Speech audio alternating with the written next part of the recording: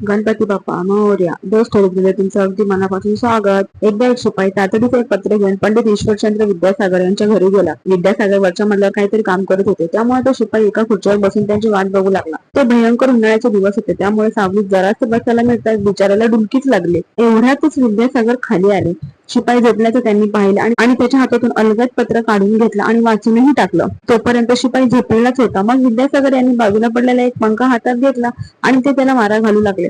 हे सुरू असतानाच त्यांचा एक सिंह त्यांना भेटायला आला. विद्यासागर एका शिपायाला पंख्याला मारा घालतायत हे बघून त्याला मोठा आश्चर्याचा धक्काच बसला आणि तो म्हणाला, 7 रुपये महिना पगार घेणाऱ्या या शिपायाला आपल्यासारख्या मोठ्या व्यक्तीनं पंख्याने मारा घालावा हे अजिबात उचित वाटत नाही पंडितजी. विद्यासागर यावर उत्तरले, अहो माझे वडील सुद्धा 7 रुपये महिना पगाराच्या नोकरीवरच होते. त्या 7 रुपयातच त्यांनी आमच्या कुटुंबाचं चरितार्थ चालवलं आणि आम्हाला मोठं केलं. ते सुद्धा असेच उन्हातानात काम करायचे हो. आणि एवढं बोलून त्यांनी पुन्हा पंखा हलवायला सुरुवात केली. अशा नवीन स्टोरीसाठी बेस्ट फॉलो करा.